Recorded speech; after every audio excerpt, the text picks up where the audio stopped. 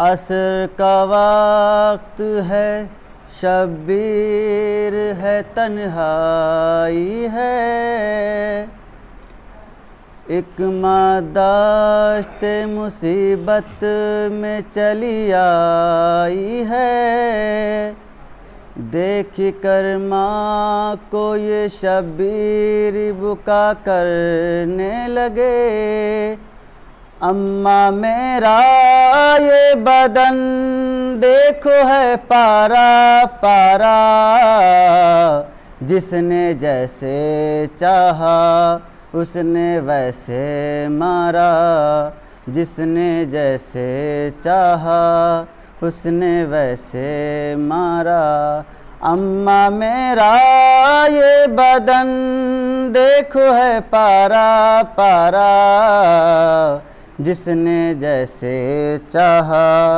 اس نے ویسے مارا، اماں اماں کوئی کہتا تھا کہ تلوار سے مارو اس کو، کوئی کہتا تھا کہ گھوڑے سے گرا لو اس کو، کوئی نیزہ لیے آیا ہے کوئی بھالا، جس نے جیسے چاہا اس نے ویسے مارا، جس نے جیسے چاہا اس نے ویسے مارا، پاس آ کے میرے تیر ہیں اتنے مارے، توڑ کر میرا بدن پشت سے باہر نکلے، اب بھی تیروں پہ معلق ہے تیرا شہزادہ، جس نے جیسے چاہا اس نے ویسے مارا، جس نے جیسے چاہا اس نے ویسے مارا، پسلیاں ٹوٹی تو ماں میں نے تجھے یاد کیا، ضرب جو سر پہ لگی کہتا تھا بابا بابا، کتنے سنگ دل ہے یہ سب رحم نہ مجھ پہ کھایا، جس نے جیسے چاہا اس نے ویسے مارا، اماں میرا یہ بدن دیکھو ہے پارا پارا، جس نے جیسے چاہا اس نے ویسے مارا، نعرہ صلوات۔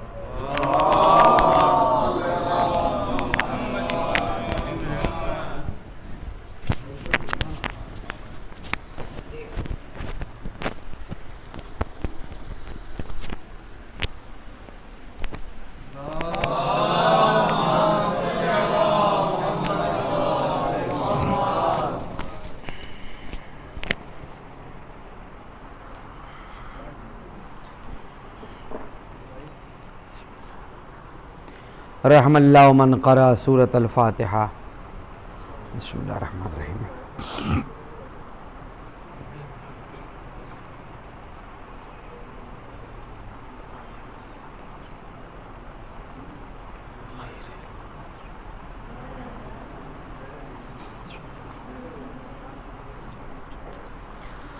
اعوذ باللہ من الشیطان الرجیم، بسم اللہ الرحمن الرحیم، الحمد للہ رب العالمین والصلاة والسلام علی سید الانبیاء والمرسلین، سیدنا و مولانا و مقتدانا و بالقاسم محمد خاتم النبیین و آلہ الطیبین الطاہرین المعصومین المظلومین، اما بعد وقد قال اللہ تبارک و تعالی فی القرآن المجید والفرقان الحمید وهو اصدق الصادقین قوله الحق۔ بسم اللہ الرحمن الرحیم، ان الدین عند اللہ الاسلام۔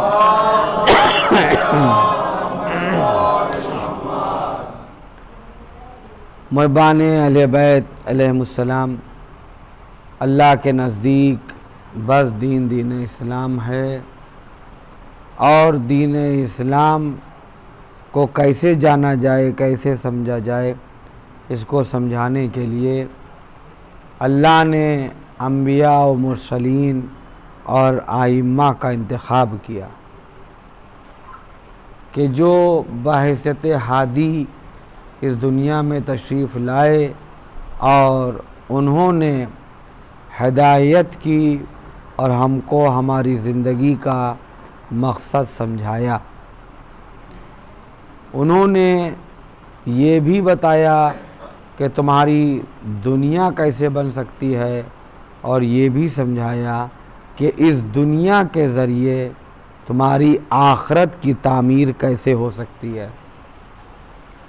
یعنی دونوں ہی جگہ کے لیے ہدایت کا سلسلہ انہوں نے جاری رکھا، تاکہ یہاں بھی انسان کی زندگی عیش و آرام سے گزرے اور آخرت میں بھی انسان اطمینان سے اپنے جائے قرار تک پہنچ جائے۔ ممکن ہے کہ اس دنیا میں انسان کو صعوبتوں اور پریشانیوں کا سامنا کرنا پڑے، لیکن وہ صعوبتیں، وہ پریشانیاں انسان کے لیے منزل امتحان ہوتی ہیں کہ اللہ انسان کو چیک کرتا ہے، اور چیک کا مطلب یہ ہے کہ خود انسان کو متنبہ کرتا ہے کہ دیکھو کہاں پر تم بہک رہے ہو، کہاں پر تم گمراہ ہو رہے ہو۔ اللہ ہر انسان کے بارے میں جانتا ہے کہ کون کیا ہے۔ مسئلہ یہ ہوتا ہے کہ ہم خود اپنے گناہوں کے سبب گمراہی میں ایسا پڑ جاتے ہیں کہ ہمیں خبر نہیں ہوتی کہ ہم کہاں پر ہیں۔ جیسا کہ مولا کائنات امیر المومنین علی ابن ابی طالب علیہ السلام نے ارشاد فرمایا ہے کہ مجھے تعجب ہے اس انسان کے اوپر جو اپنی گم شدہ چیز کو تو تلاش کرتا ہے، پر اپنے کو تلاش نہیں کرتا کہ وہ کہاں کھو گیا ہے۔ یعنی پہلا مرحلہ یہ ہے کہ انسان اپنے کو تلاش کرے۔ جب تک انسان اپنی معرفت حاصل نہیں کرے گا، اپنے کو نہیں جانے گا، اس وقت تک وہ اپنے خالق کی معرفت کو حاصل نہیں کر سکتا ہے۔ اسی لیے اس نے کہا ہے وفی انفسکم، ہمارے نشانیاں جو ہیں وہ خود تمہارے وجود میں موجود ہیں، افلا تبصرون، کیا تم دیکھتے نہیں ہو؟ تم خود اپنے اوپر غور کرو تو ہم تک پہنچ جاؤ گے۔ جو نظام، جو سسٹم ہم نے تمہارے وجود میں قرار دیا ہے، اس کی ترتیب و ترکیب کو دیکھ کر کے مفکرین کی عقلیں متعجب ہو جاتی ہیں، اور اس کے خلاف ہر باطل دلیل کو توڑ دیتی ہے۔ یعنی وہ لوگ کہ جو خدا کو نہیں مانتے، جب انسان کی جسمانی ترتیب و ترکیب کو دیکھتی ہیں تو یقین کرنا پڑتا ہے کہ یقیناً اس انسان کا کوئی نہ کوئی خالق ضرور ہے۔ بغیر خالق کے یہ انسان پیدا نہیں ہو سکتا جو اتنا حسین ہو، اتنا متناسب ہو، اور اس کے جسم کی ہر چیز کو اس نے معتدل بنایا ہو۔ کوئی ایسی ذات ہے کہ جس نے انسان کے آرگنز اور پارٹس آف دا باڈی کو اتنا معتدل رکھا ہے کہ دیکھنے والے کو وہ برا نہیں لگتا، اچھا لگتا ہے۔ ایک صلوات پڑھیے گا بآواز بلند۔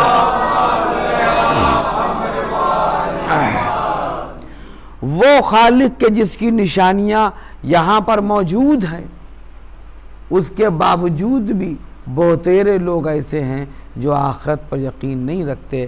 مولا کائنات نے ارشاد فرمایا ہے کہ مجھے تعجب ہوتا ہے اس انسان کے اوپر جو دنیا کو اپنی نظروں سے دیکھتا ہے اور آخرت پر یقین نہیں رکھتا ہے۔ کیا مطلب ہے؟ مطلب یہ ہے کہ دنیا کیا تھی، دنیا کہاں تھی، دنیا کی اشیاء کا پیدا کرنے والا کون ہے، اس دنیا کو سجانے والا کون ہے، ان دریاؤں کا بہانے والا کون ہے، ان ٹھنڈی ہواؤں کا چلانے والا کون ہے، ان بلند و بالا پہاڑوں کو میخوں کی شکل میں نصب کرنے والا کون ہے، ان چرند و پرند کے ذریعے سے تمہارے دل کو بہلانے والا کون ہے، اس خوشنما زمین کا خالق کون ہے، اس کی شکم میں جتنے خزانے پوشیدہ ہیں ان خزانوں کا رکھنے والا، ان خزانوں کو اس شکم میں پوشیدہ کرنے والا جو تمہارے منافع کی چیزیں ہیں وہ اس کا خالق کون ہے۔ یہ سمندروں کے بڑے بڑے سینے جس پر منافع کی کشتیاں چل رہی ہیں، ان کشتیوں کو ہموار کرنے والا، ان کشتیوں کا ناخدا اور ان سمندر کے چوڑے سینے کہ جو منافع کی کشتیوں کو ایک جگہ سے دوسری جگہ پر لے کر جا رہی ہیں، اگر یہ سمندر نہ ہوتے تو ان کشتیوں کے ناخدا کچھ نہیں کر سکتے تھے۔ یہ وسیع کشتیاں تمہاری بیکار پڑی رہتی اگر ہم نے ان سمندروں کے سینوں کو کشادہ نہ کر دیا ہوتا۔ تو ان کا خالق کون ہے؟ ان کا خالق تمہارا وہی رب ہے۔ ذرا سوچو کہ جب یہ دنیا کہ جب کچھ نہیں تھی، یہ عدم میں تھی، تو ہم اس کو عدم سے وجود میں لے آئے۔ تو جو خالق اس دنیا کو عدم سے وجود میں تمہارے سامنے لا چکا ہے، تم دیکھ رہے ہو اپنے سامنے، خود تمہارا وجود جو ہے وہ عدم میں تھا، تمہیں نہیں معلوم کہ تم وجود سے پہلے کہاں تھے۔ کون انسان بتائے گا کہ ہم وجود سے قبل کہاں تھے، کدھر تھے، کس مقام پر تھے، کس جگہ پر تھے؟ فقط ہم اپنے متعلق اگر فکر کریں تو ہم یہ فکر ہماری اپنی منزل کمال تک نہیں پہنچ پائے گی کہ ہم یہ جان سکیں کہ ہم کہاں تھے۔ تو جب ہم عدم میں تھے، ہم کو خود نہیں معلوم کہ ہم کہاں تھے، تو وہ عدم سے وجود میں ہم کو لے آیا۔ تو جو عدم سے وجود میں ہم کو لایا ہے اور ہم اپنے کو دیکھ بھی رہے ہیں کہ ہم وجود میں آ چکے ہیں، ہماری پہلے کی کوئی تاریخ نہیں ہے، ہمارا ماضی کچھ نہیں ہے، ہمارا تو جو کچھ ہے وہ حال ہے۔ تو جو ماضی کے عدم سے ہم کو وجود کے اجالے میں لے آیا ہے، تو کیا پھر وہ دوبارہ مرنے کے بعد ہم کو پھر عدم سے وجود میں نہیں لا سکتا؟ ہمارے ختم ہو جانے کے بعد کیا پھر ہم کو ایک جسم نہیں فراہم کر سکتا؟ کیا وہ ہم کو پھر وجود میں نہیں لا سکتا؟ کوئی پیراہان وجود ہم کو نہیں عطا کر سکتا؟ یقیناً عطا کر سکتا ہے۔ اسی کو امام ارشاد فرما رہے ہیں کہ مجھے تعجب ہوتا ہے کہ جو انسان اس دنیا کو اپنی نظروں سے دیکھ رہا ہے جو عدم سے وجود میں آ گئی ہے، اور پھر شک کر رہا ہے کہ وہ مالک کائنات جو ہے آخرت میں اس مخلوق کو کیسے اٹھائے گا۔ جو پہلے لے کر کے آیا ہے وہی بعد میں بھی لے کر آئے گا۔ صلوات پڑھے بآواز بلند آواز۔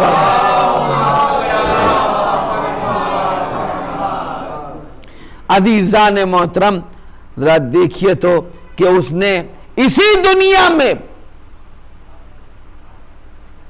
وجود کے نظارے کر رہے ہیں۔ ایسا نہیں ہے کہ ہمارے سامنے تاریخ نہیں ہے۔ جناب ابراہیم کہہ رہے ہیں مالک تو مردوں کو کیسے زندہ کرے گا؟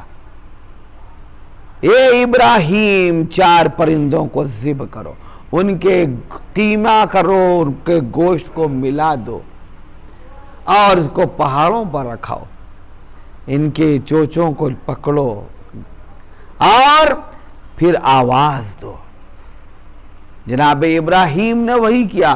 مخلوط گوشت جو تھا وہ جس پرندے کا تھا وہ الگ الگ ہونا شروع ہو گیا، اور پھر وہ آ کر کے اپنے سر سے ملتا چلا گیا اور پھر ایک پرندے کی شکل بن گئی. یہ جناب ابراہیم اپنی آواز کے ذریعے سے وجود عطا کر رہے ہیں. یہ ہمارے سامنے ہے کہ وہ دکھلا رہے ہیں کہ دیکھو خالق کائنات کیسے ذبح ہو جانے والے پرندوں کو وجود عطا کر رہا ہے. جناب موسیٰ فیصلہ کرنے چلے, قتل کر دیا گیا ایک شخص. مالک یہی گواہی دے, گائے کو ذبح کرو. گائے کو ذبح کیا, گوشت کو اس کو لگاؤ, جیسے ہی گوشت اس کے ٹچ ہوا زندہ ہو گیا. اس نے اپنے قاتل کو بتایا. مر جانے کے بعد, قتل ہو جانے کے بعد وجود میں لے کر کون آ رہا ہے؟ زندگی کون عطا کر رہا ہے؟ یہ زندگی خدا عطا کر رہا ہے, دکھا رہا ہے. دیکھو ابراہیم کے ذریعے سے ہم نے پرندوں کو زندہ کیا, دیکھو موسیٰ کے ذریعے سے ہم نے اس مقتول کو زندہ کر دیا. ابھی بھی تم چاہتے ہو کہ ہم تم کو نشانیاں دکھلائیں؟ جناب ابراہیم, جناب موسیٰ, انہوں نے وجود عطا کیا ہے اس کے ذریعے سے کہ دیکھ لو وہ کیسے عدم سے وجود میں لے کر کے آتا ہے, کیسے قتل ہو جانے کے بعد پھر زندگی عطا کرتا ہے. تو اب اگر کوئی فخر موسیٰ ہو, عیسیٰ فقط مٹی کے تودے بنا کر کے پھونک رہے ہیں, وہ اڑتے چلے جا رہے ہیں. مٹی کے تودے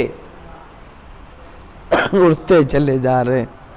عیسیٰ کے ذریعے سے زندگی عطا کر دی. تو اب کوئی ان سب کا جو فخر ہو, جو ان سب کا سردار ہو, جس کو خدا کہہ رہا ہو کہ یہ اس کا ہاتھ ید اللہ ہے, اس کی آنکھ عین اللہ ہے, اس کا چہرہ وجہ اللہ ہے, اس کی زبان لسان اللہ ہے. یعنی جب یہ بولے گا تو یہ علی نہیں بولے گا, علی کی زبان سے علی کا خدا بولے گا. ایک صلوات پڑھے بواد بلند.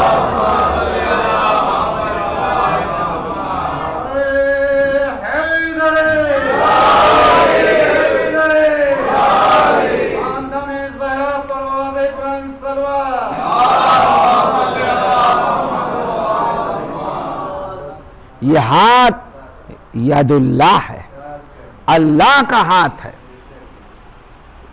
ایک گورنر کے بیٹے جو خانہ کعبہ کا طواف کر رہا تھا, اس نے نامحرموں پر غلط نظر ڈالی. مولا کائنات موجود تھے, ایک تماچا اس کے رسید کیا. میں گورنر کا بیٹا, مجھے کون مار سکتا ہے؟ اس نے جا کر کے اپنے باپ سے کہا. باپ کی تیوریاں بگڑ گئیں کہ ہمارے بیٹے کو علی نے مارا. خلیفہ دوم کا زمانہ تھا. گورنر صاحب اپنے بیٹے کو لے کر کے خلیفہ کے پاس آئے. دیکھیے علی نے کیا کیا, آپ کے گورنر کے بیٹے کو علی نے مارا. کہا کہ کیا واقعی تم کو علی نے مارا؟ کہا کہ ہاں علی نے مارا. کہا کہ کیا تم نے رسول کی حدیث نہیں سنی کہ علی کا ہاتھ اللہ کا ہاتھ ہے, علی کی آنکھ اللہ کی آنکھ ہے؟ ارے خدا کی آنکھ نے دیکھا, خدا کے ہاتھ نے مارا. صلوات محمد و آل محمد.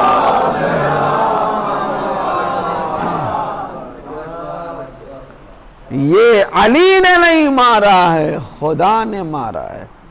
یعنی انسان منزل کمال کا اگر اپنے کو مسافر بنانا چاہے تو اس کے لیے راستے کھلے ہوئے ہیں, اس کے لیے راستے اوپن ہیں. دیکھیے کہ اس نے کیسا وجود بخشا. ہر انسان کو مٹی سے پیدا کیا, ہر انسان کو, اور پھر اس مٹی کو پانی کی شکل دے دی. ارے خدا کی قدرت تو دیکھیے, مٹی کو پانی کی شکل دی, پانی کو گوشت کے لوتھڑے میں تبدیل کر دیا,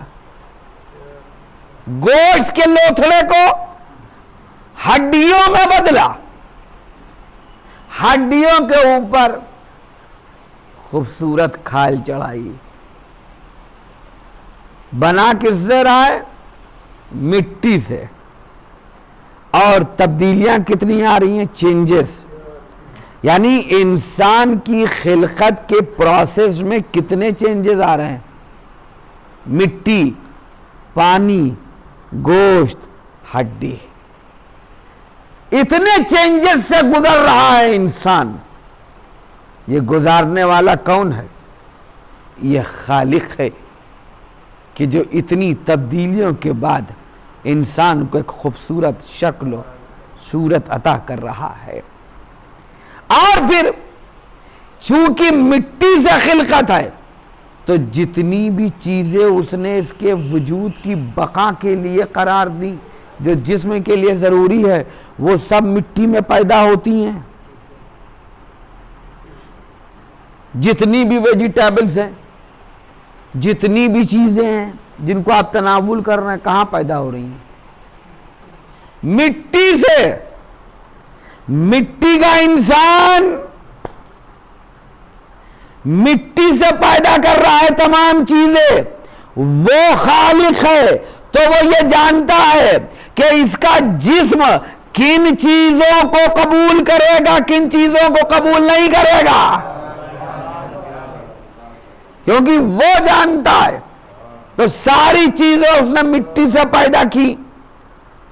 اچھا, جب مٹی سے ساری چیزیں پیدا کی تو اس نے کہا کہ اس سر کو بھی جھکاؤ.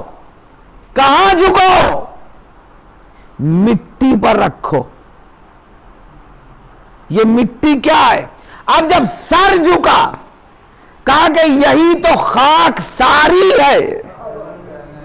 یعنی مٹی سے پیدا کیا, مٹی سے پیدا ہوئی بھی چیزوں کو کھلایا, بڑھایا, پروان چڑھایا, اور پھر اسی مٹی پر سجدہ کرایا. اور پھر کہا کہ دیکھو فقط سجدہ نہیں, جو ہماری طرف سے پھونکی ہوئی روح ہے تم میں, اس میں خاک ساری کو پیدا کرو, تواضع کو پیدا کرو, ہمیشہ اپنے کو جھکائے رکھنا, کبھی سر نہ اٹھانا, اس لیے کہ مٹی پست ہے, لیکن جو بھی اس پستی کی طرف جھکا رہا اسی کو ہم نے بلند کیا ہے, اسی کو ہم نے بلند کیا ہے. اس نے کسی چیز کو بھی شفا قرار نہیں دیا. اگر شفا قرار دیا تو خاک شفا قرار دیا, خاک کو شفا بنا دیا.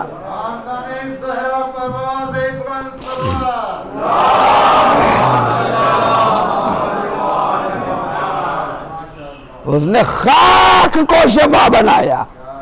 جتنا سر جھکتا چلا جائے گا اتنا ہی ہم تم کو سر بلند کرتے چلے جائیں گے. اور جتنا تم متکبر ہوئے, تمہارا وجود تو خاک سے ہے اور تم میں اتنا تکبر, تو یہ چیز برداشت نہیں ہوگی. تو اس نے اپنا کرشمہ دکھلایا ہے. تو جگہ جگہ ہماری قدرت کے اعجاز موجود ہے. کہا دیکھو, مولا علی فرماتے ہیں زندگی کیسے گزارنا ہے, ایک ایک چیز واضح کر رہے ہیں مولا. یہ انسان کو جو اختیار دیا گیا ہے وہ اختیار عمل اس لیے ہے کہ ہم تم کو ہدایت کر دیں گے. اب چاہے اپنے لیے جنت کا انتخاب کرو یا جہنم کا, خدا کو نہ کہو. ہادیان الہی تمہارے پاس ہدایت کے واسطے آئے ہیں۔ کہ دو طریقے کے عمل ہیں، ایک اچھا عمل، دوسرا برا عمل۔ امام نے فرمایا کہ دیکھو گناہ کی لذت بہت جلد گزر جانے والی ہے، لیکن اس کا اثر دیر پا ہے، ہمیشہ باقی رہنے والا ہے۔ اور سختی اور صعوبت بھی جلد گزر جانے والی ہے، لیکن اس کا نتیجہ دائمی اور ہمیشہ باقی رہنے والا ہے۔ مثلا ایک بچہ ہے جو سال بھر تک کھیلتا رہا، ماں باپ کہتے رہے کہ بھیا پڑھ لو، امتحان قریب آ رہا ہے، پڑھ لیں گے، فیل ہو گئے، اسی کلاس میں رہے، 1 سال کا لاس۔ اب یہ جو 1 سال کا لاس ہے یہ پوری زندگی چلے گا۔ اپنے ساتھیوں کے ساتھ وہ 1 سال پیچھے ہو گیا، جو اپنے ساتھیوں کے ساتھ چل رہا تھا اب وہ اپنے ساتھیوں سے 1 سال پیچھے چلا گیا، یعنی اس نے فقط 1 سال کھیل کود میں گزارا، پھر محنت میں لگ گیا، لیکن وہ 1 سال کا جو نقصان ہے وہ دائمی ہوا کہ نہیں ہوا؟ اب اس 1 سال میں ممکن ہے کہ کتنے چینجز آ جائیں، 2 سارے 1 سال پہلے ہی ایڈجسٹ ہو گئے، یہ ابھی گریجویشن کے آخری ہی ایئر میں ہے۔ ایک نہ محنت کی خوب جم کر پڑا، گولڈ میڈلسٹ ہوا، کمپنیوں نے اس کو لے لیا، معلوم ہے کہ ڈائریکٹر ہو گیا۔ 1 سال کی اس کی محنت رات بھر کی جگائی، سارے فنکشن میں جانا تر کر دیا، پڑھ رہا ہے، وہ صعوبت جو 1 سال کی تھی وہ بھی گزر گئی، اور اس کا گناہ بھی، اس کا جو لیزینس تھی وہ بھی گزر گئی، دونوں گزر گئی، سختی بھی گزر گئی اور ان کی راحت بھی گزر گئی، لیکن نتیجے دونوں کے دائمی باقی ہیں۔ اس کو معلوم ہے کہ 1 سال میں کہاں سے کہاں نکل گیا، اس کا لاس کبھی پورا نہیں ہوگا، یہ ہمیشہ آگے بڑھتا رہے گا۔ اسی طریقے سے اگر کسی نے روزہ چھوڑا بغیر عذر شرعی کے تو اس نے 1 مہینے کے روزے چھوڑے ہیں، جسم کا بھی نقصان، وہاں بھی سخت حساب، وہ حساب ہو کر رہے گا، لیکن وہ جو 1 مہینے کھاتے پیتے رہے وہ 1 مہینہ گزر گیا، کتنے دن؟ 30 دن کے بعد ختم۔ لیکن جس نے 1 مہینے کی صعوبت اور سختی برداشت کی وہ آخرت میں انعام سے نوازا جائے گا، آب کوثر سے سیراب ہو رہا ہے، محشر کی سختی سے بچایا جا رہا ہے، پرچم علی کے زیر سائے کھڑا ہے۔ دیکھا آپ نے، اچھائی اور برائی کا عمل، اسی کو معصوم نے فرمایا ہے، دیکھو زنا کے قریب مت جانا، تھوڑی سی لذت کے لیے زندگی بھر کی رسوائی ہے،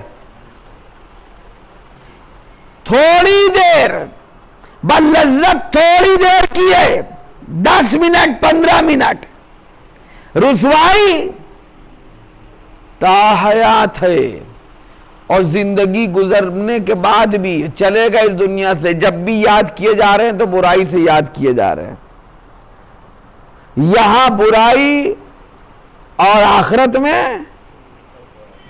پٹائی۔ ایک سلوات پڑھیے گا بآواز بلند۔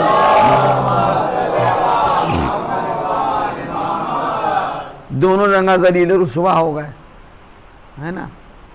تو کہا کہ دیکھو ہمیشہ اچھائی کی طرف بڑھنا، برائی کی طرف مت دیکھنا، اس لیے کہ یہ تھوڑی مدت کے لیے اس کی لذت ہے اور اس کی سختی بھی تھوڑی دیر کے لیے ہے۔ لہذا اپنے عمل کو ٹھیک کرو، اپنے عمل کو بہتر بناؤ۔ جتنے بھی انبیاء و مرسلین آئے ہیں سب نے انسان کو عقائد اور عمل کی دعوت دی ہے۔ اے رسول ان سے کہیے کہ یہ جو کہتے ہیں کہ ہم اللہ سے محبت کرتے ہیں تو یہ آپ کا اتباع کریں۔ عمل کی بات آ گئی۔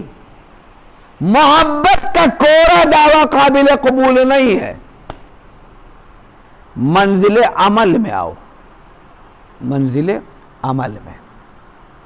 جناب عابد شاکری نے یا کربلا کے جتنے بھی مجاہد تھے، یوم عاشوراء کو تمام مجاہدین کے چہرے روشن تھے اور سب کے سب شہادت میں سبقت لے جانا چاہتے تھے۔ کیوں؟ اور وہ لوگ کہ جو حسین کے قتل میں ملوث تھے ان کا انجام کیا تھا؟ کوئی سیاہ ہو کر مرا، ذلیل ہو کر مرا، جانور بن کے مرا، آخر میں خود اپنے پر روتے تھے اور ذلت اور رسوائی ان کے مقدر میں لکھ دی گئی۔ حسین اور آل حسین پر سختی تھی، 10 دن کی سختی ہے نا جو شہید ہوئے، اور یوم عاشوراء ہر مجاہد کا، ہر ناصر حسین کا چہرہ روشن چمکدار ہے۔ مزاح کر رہے ہیں کہ یہ مزاح کا وقت ہے؟ خدا کی قسم میں نے آج تک مزاح نہیں کیا ہے، لیکن آج موقع ہی مزاح کا ہے۔ سبقت لے جانا چاہتا ہوں شہادت میں، کیونکہ پھر یہ موقع ہمارے ہاتھ نہ آئے گا۔ آج عاشور کی ہر سختی میں اتار دوں گا اپنے کو۔ ہر ایک کی کوشش تھی، ہر ایک کی، کہ ہر سختی کو پہلے میں برداشت کروں، کیونکہ پھر سختی کے بعد حسین کہہ چکے ہیں کہ جنت تمہاری مشتاق ہے۔ راحت ہی راحت ہے۔ دیکھ لیجئے جنہوں نے حسین کی نصرت کی ان میں سے ہر ایک ناصر حسین آج تک زندہ ہے،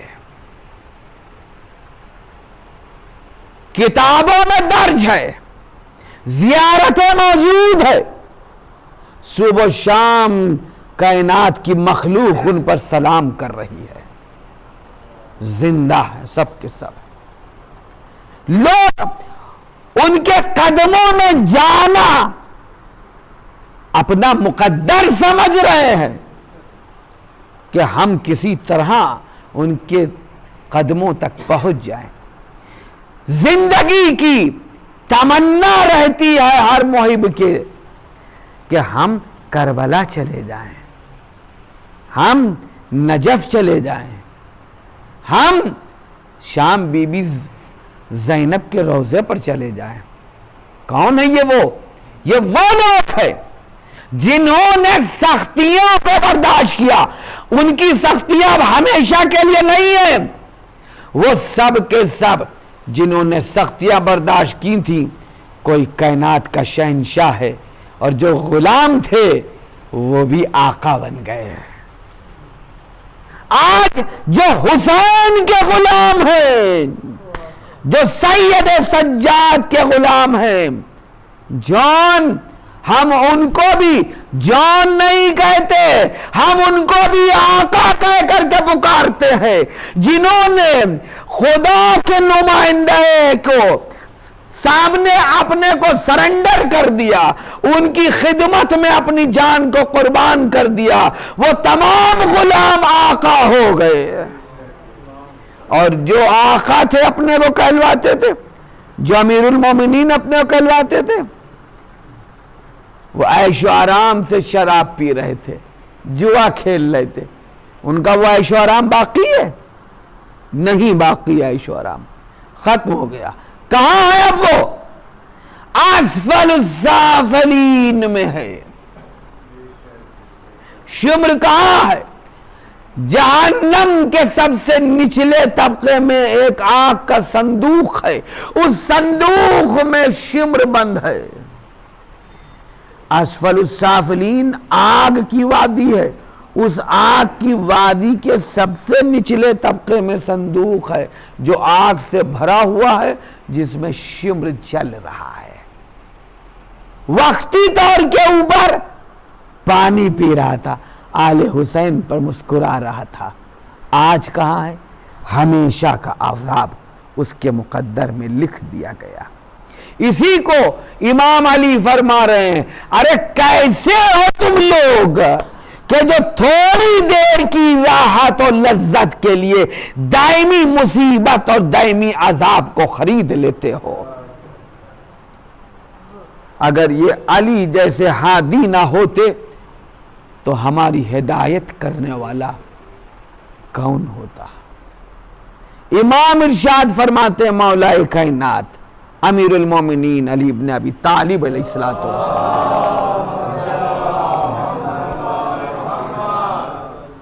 دیکھیے کتنی بہترین بات کہی ہے۔ اب اس دنیا کے حوالے سے میں عرض کر رہا ہوں کہ جو مال تمہارے ہاتھ سے نکل جائے اور تمہیں تجربہ دے جائے تو اس مال کو نکلا ہوا مال نہ سمجھنا۔ ہوتا کیا ہے؟ انسان کو نقصان ہو گیا، خسارہ ہوا، اب دل پکڑے بیٹھے ہوئے کہ کتنا بڑا نقصان ہو گیا میرا، لیکن ایک تجربہ حاصل ہوا کہ کہاں پر میں نے اسٹیپ غلط لیا اور ہمیں کیا کرنا چاہیے تھا اور آگے مستقبل میں ہمیں کیا کرنا ہے۔ یہ ایکسپیرینس ہوا۔ اب اس کا ایگزامپل دے دوں، مثلا ہم نے ایک پالیسی لی تھی،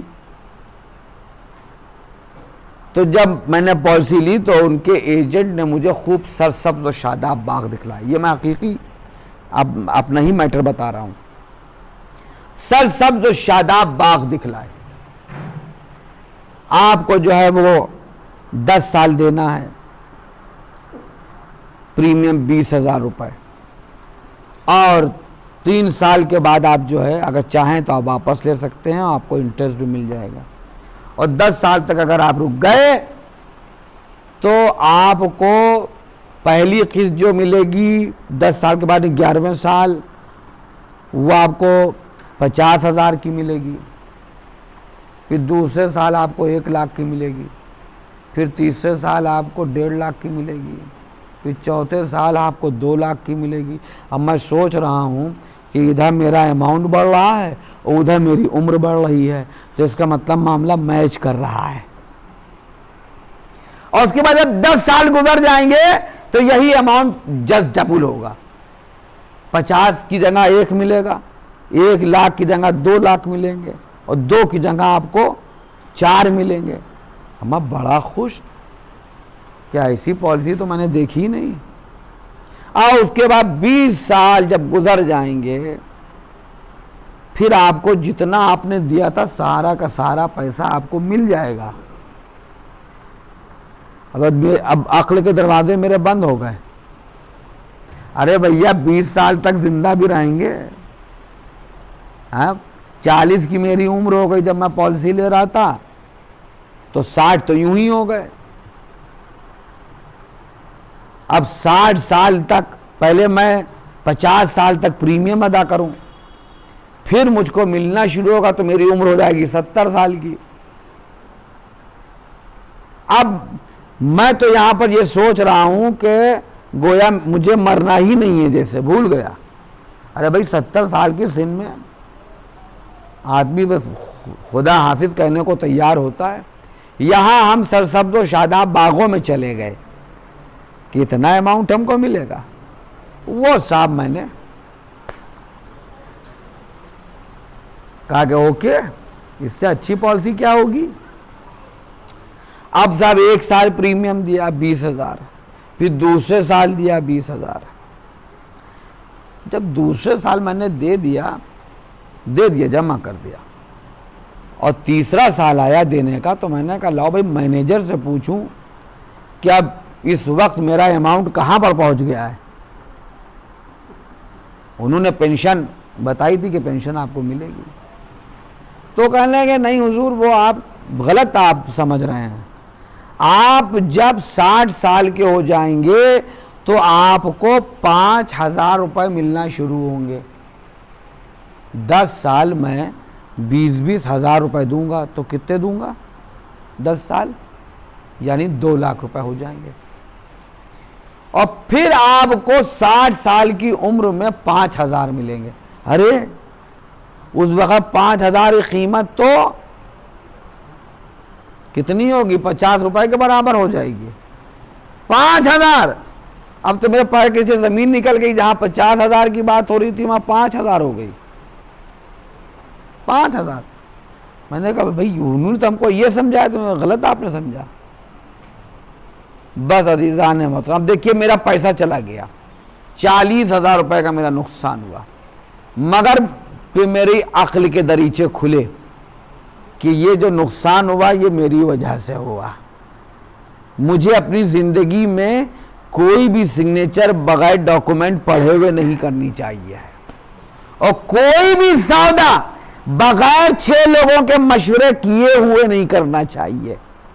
اسی کو امام علی نے فرمایا کہ دیکھو جب کسی اہم ایشو پر اسٹیپ لینا چاہو تو پہلے اپنے ہمدردوں سے مشورہ کرو، بغیر مشورے کے کوئی کام نہ کرنا۔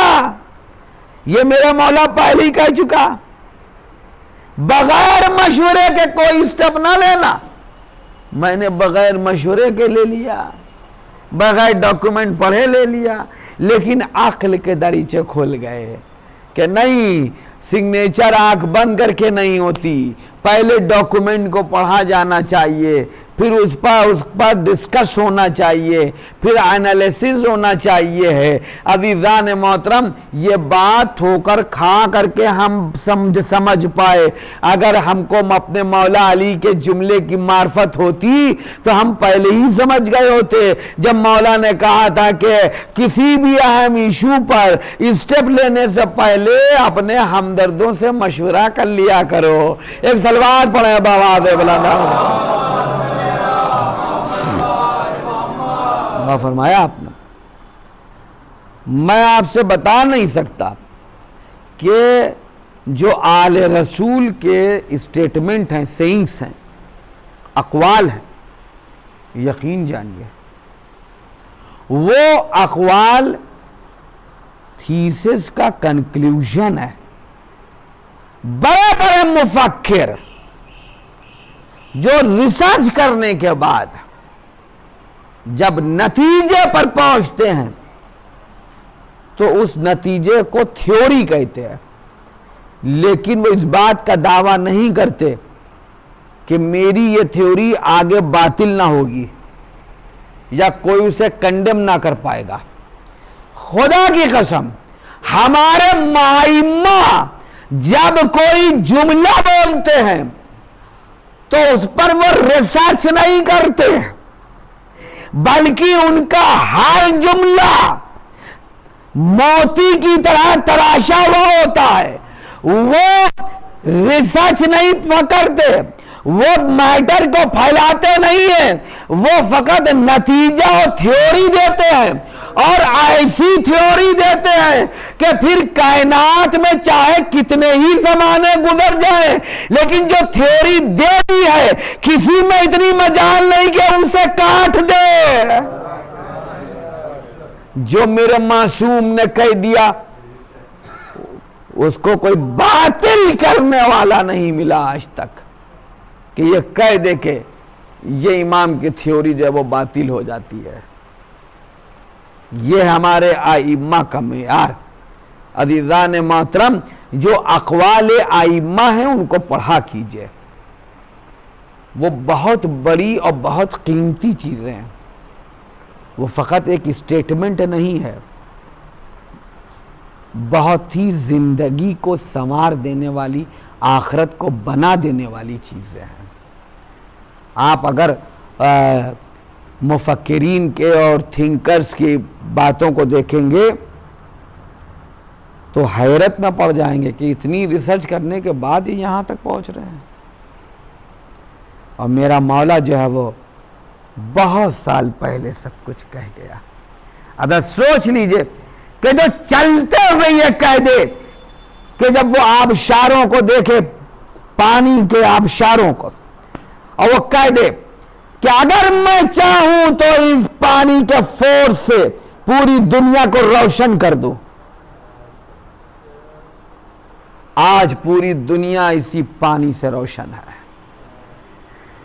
جو صرف چلتے ہوئے تھیوری دے رہا ہو کہ میں چاہوں تو اس پانی کے فورس سے پوری دنیا کو روشن کر سکتا ہوں۔ سوچیے عزیزان محترم، اگر وہ معصوم ہمیں کسی کام کو کرنے کا حکم دے رہا ہوگا تو وہ کتنا نفع کا سودا ہوگا، اور جس چیز کو وہ معصوم روک رہا ہوگا وہ چیز کتنی نقصان دہ ہوگی، کتنی نقصان دہ ہوگی۔ بس مجلس تمام ہو گئے عزیزان محترم۔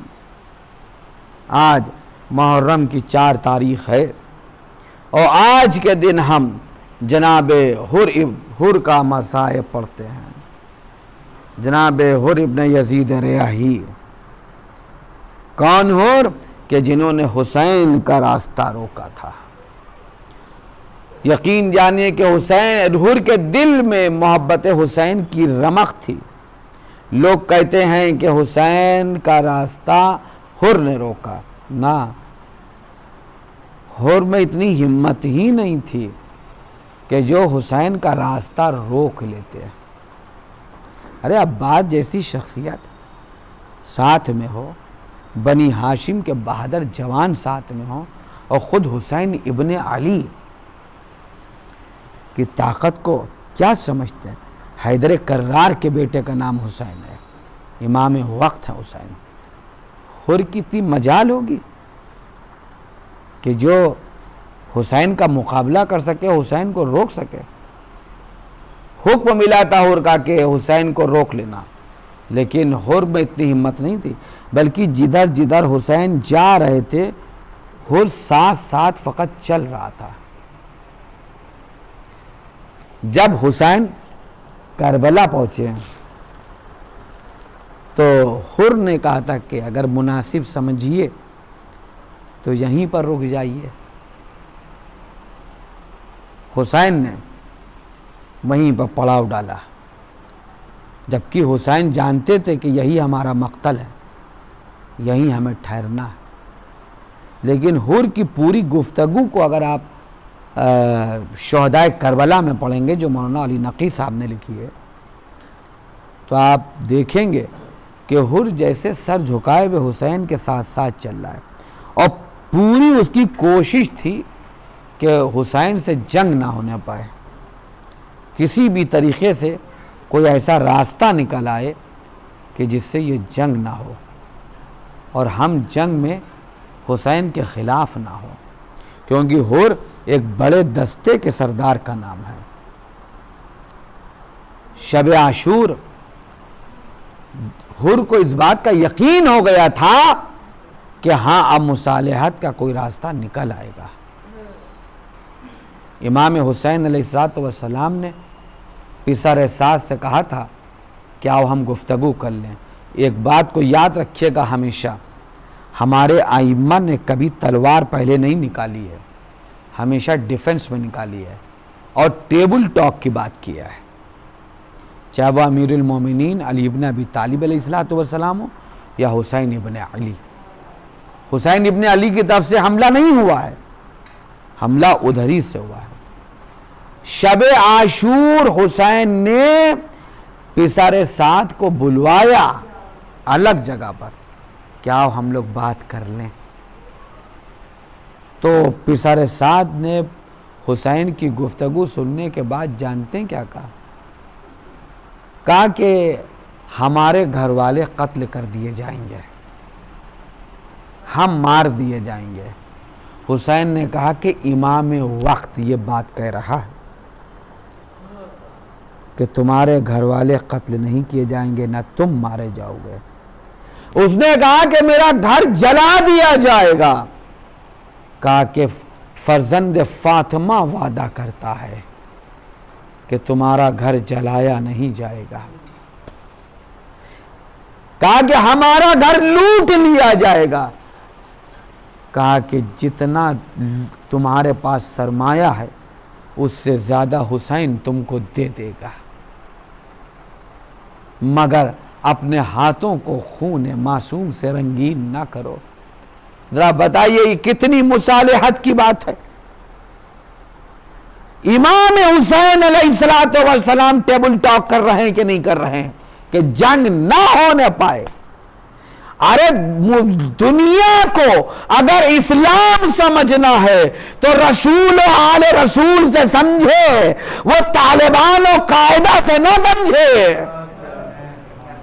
کیونکہ طالبان و قاعدہ سے جب اسلام سمجھا جائے گا تو اسلام تلوار کا مذہب نظر آئے گا، اور جب محمد و آل محمد سے سمجھا جائے گا تو اسلام اخلاق کا دین نظر آئے گا، اسلام کردار کا دین نظر آئے گا۔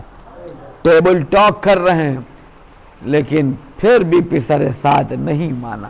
اب آپ بتائیے آخری کوشش شب عاشور کی ہے حسین نے کہ جنگ نہ ہونے پائے، اور حر کو اس بات کا یقین تھا کہ اب جنگ نہیں ہوگی، کوئی نہ کوئی راستہ نکل آئے گا، لیکن بدبخت خدا لعنت کرے شمر کے اوپر، جب شمر آیا ہے تو اس نے بات کو اور پلٹ دیا کہ چارج خود لینے کی بات کی کہ پسر سعد اگر تو حسین پر حملہ نہیں کر سکتا تو بھی چارج لشکر کا ہم کو دے دے۔ اب وہی حکومت رے پسر سعد کے سامنے حسین نے کہہ دیا کہ تو پسر سعد حکومت رے میں گندم بھی تناول نہ کر سکے گا، رے کی گندم بھی تجھے نصیب نہیں ہوگی۔ تو ملعون کہتا ہے کہ میں جو ہی پر اکتفا کر لوں گا، ایسے تھے بدبخت تھا۔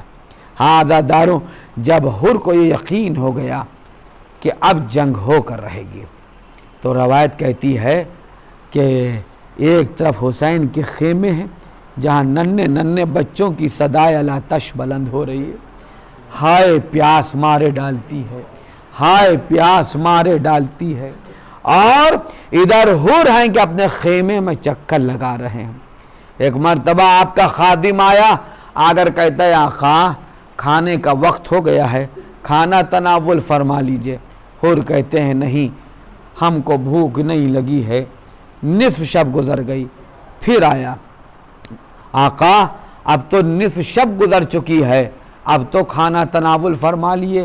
ہاں، اب اس موقع پر حر نے اپنے اس خادم کا ہاتھ پکڑا، خیمے سے باہر نکلے، چند قدم خیمہ حسینی کی طرف چلے، اور اس کے بعد خادم سے کہا کہ کیا تم کچھ بچوں کی آوازیں سن رہے ہو؟ کہا کہ ہاں ہاں آقا، ان بچوں کی آوازیں خیمہ حسین سے آ رہی ہیں۔ کہا بتاؤ یہ کیا کہہ رہے ہیں؟ کہا کہ یہ کہتے ہیں کہ ہائے پیاس ہلاک کیے دیتی ہے، ہائے پیاس مارے ڈالتی ہے، ارے ہائے پیاس کلیجہ بھونے دیتی ہے۔ حر کہتے ہیں ذرا بتاؤ تمہارا آقا ارے کھانا پانی کیسے تناول کر لے جبکہ ان کی بھوک اور پیاس کا سبب تمہارا ہی آقا ہے۔ ارے حر ہی ان کو یہاں تک لے کر آیا، کاش کہ حر مر گیا ہوتا تو حسین کے بچے پیاسے نہ ہوتے۔ ہاں داداروں، حر واپس آئے۔ ایک مرتبہ صبح نے اپنا چہرہ دکھلایا، اب حر بے چین ہے۔ ایک مرتبہ بیٹا کہتا ہے کہ بابا بڑی بے چینی ہے آپ کو، میں نے رات بھر دیکھا کہ آپ بس خیمے میں ٹہلتے رہے۔ کہا بیٹا میں اپنے کو جنت و جہنم کے بیچ میں دیکھ رہا ہوں، ہم میں جہنم میں جلنے کی طاقت نہیں ہے میرے لال۔ اے میرے بیٹے، ہم جس طرف کھڑے ہیں ادھر جہنم ہے، اور جدھر پیاس ہے، جدھر گرسنگی ہے، جدھر فاطمہ کا بیٹا ہے، ارے وہی جنت ہے، حسین کے قدموں میں ہی جنت ہے۔ اے بیٹا، میں اپنے آقا کی طرف جا رہا ہوں، اپنے آقا کی نصرت میں جان قربان کر دوں گا۔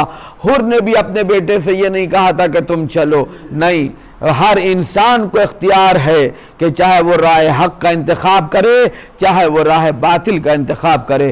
بیٹا کہتا ہے کہ میں بھی چلوں گا۔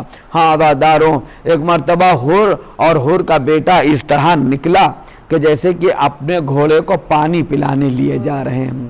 ایک شقی ہے، بلکہ اپنے لشکر کا سردار ہے، اس نے حر کے چہرے کی زردی دیکھی اور یہ دیکھا کہ حر کا پورا جسم جو ہے وہ کانپ رہا ہے، تو وہ کہتا ہے کہ حر، اگر کوئی مجھ سے پوچھتا کہ کوفے میں سب سے زیادہ شجاع کون ہے تو میں تمہارا نام لیتا، لیکن میں دیکھ رہا ہوں کہ تمہارے آنکھوں میں حلقے پڑے ہوئے ہیں، تمہارا چہرہ زرد ہو رہا ہے، تمہارا بدن میں راشا پڑ گیا ہے۔ یہ سننا تھا، حر کے اور بھی جسم میں راشا بڑھ گیا، کوئی جواب نہیں دیا، لیکن اس انداز سے چلے کہ جیسے گھوڑے کو پانی پلانے جا رہے ہیں۔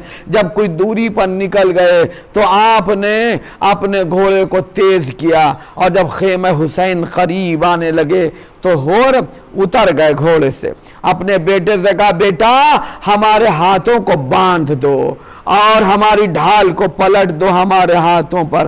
یہ طریقہ تھا کہ اگر ڈھال پلٹی ہوئی آتی تھی تو یہ ایک سمبل ہوا کرتا تھا کہ ہم جنگ کے لیے نہیں آ رہے، ہم مصالحت کے لیے آ رہے ہیں، ہم ملنے کے لیے آ رہے ہیں، ہم نصرت کے لیے آ رہے ہیں۔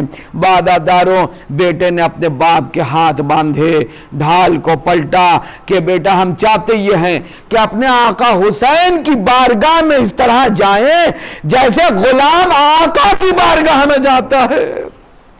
ہاں، ادھر حر اپنے بیٹے کے ساتھ جا رہے ہیں، ادھر حسین خیمے سے نکلے، ایک آواز دی، عباس، علی اکبر، قاسم، آن محمد، ارے باہر آؤ، استقبال کے لیے آگے بڑھو، میرا مہمان آ رہا ہے، ارے آگے جاؤ۔ روایت کہتی ہے کہ بنی ہاشم کے یہ جوان ایک مرتبہ آگے بڑھے، کیا دیکھا کہ حر چلے آ رہے ہیں، اپنے حلقے میں لیا، حر کو سلام کیا۔ اب سوچئے کہ علی اکبر حر کو سلام کر رہے ہیں، آقا عباس حر کو سلام کر رہے ہیں، ہاں حلقے میں لے کر کے آئے۔ حر نے جب نظریں اٹھائیں تو کیا دیکھا کہ حسین اپنے دونوں ہاتھوں کو پھیلائے ہوتے۔ اے میرے مہمان آ جا، میرے سینے سے لگ جاؤ، مگر ان نے کیا کیا، اپنا سر حسین کے قدموں پر رکھ دیا۔ اے میرے مولا، کیا ہماری بھی خطا معاف ہو سکتی ہے؟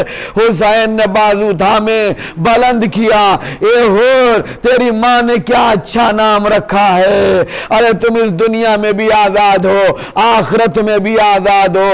حسین کہتے حر، ارے تم اس وقت مہمان ہوئے ہو جب حسین کے پاس ایک جرعہ آب بھی نہیں ہے۔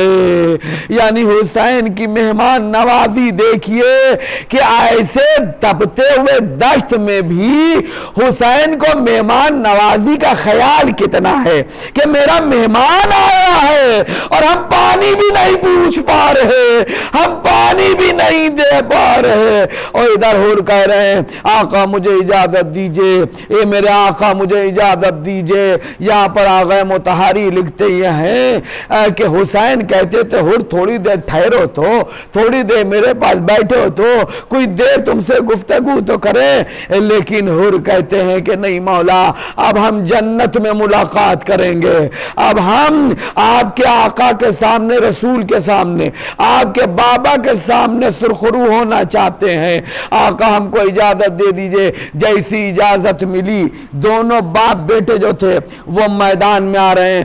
اب یہاں پر مطہری لکھتے یہ ہیں کہ حر بے چین اس لیے میدان میں جانے کے لیے تھے کہ چونکہ جب حر نے حسین کا راستہ روکا تھا تو اس وقت ننھے ننھے بچوں کی نظریں بھی حر کے اوپر پڑی تھیں، تو حر اس بات سے ڈر رہے تھے کہ کہیں ایسا نہ ہو کہ خیمہ حسین سے کہیں کوئی وہ بچہ نہ نکل آئے جس نے ہمیں حسین کو روکتے ہوئے دیکھا تھا، تو کہیں وہ بچہ یہ نہ کہے ہو ارے تمہاری وجہ سے ہم پیاسے ہوئے، ارے تمہاری وجہ سے حسین کی بیٹی پیاسی ہے، تو ہر کے ندامت میں حر ڈوب جائے گا۔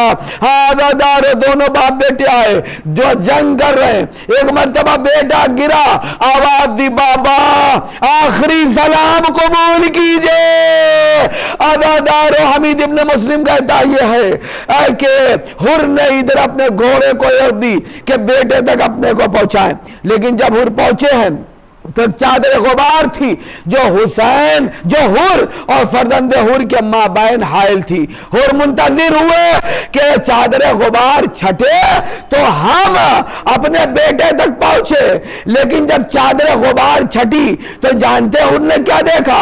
ارے حسین اپنی آغوش میں فرزند حر کا سر رکھے ہوئے، رخسار پر رخسار رکھے ہوئے آنسو بہہ رہے ہیں۔ اے بیٹا تم سے سیدہ راضی ہو گئی۔ حر نے جہاں بیٹے کا لاشا اٹھائے ایک مرتبہ پیشانی پر بل پڑ گئے۔ ارے حر کیا غضب کرتا ہے، کہیں بوڑھا باپ ارے جوان کا لاشا اٹھاتا ہے، ہم لاشا اٹھائیں گے، لیکن قاسم و علی اکبر کے لاشے اکیلے حسین اٹھا رہے تھے۔ آؤ بنی ہاشم کے بچوں، آؤ اپنے بھائی کا لاشا لے جاؤ۔ علی لعنت اللہ علی القوم الظالمین سیعلم الذین ظلموا ای منقلب ینقلبون۔ ماتم حسین یا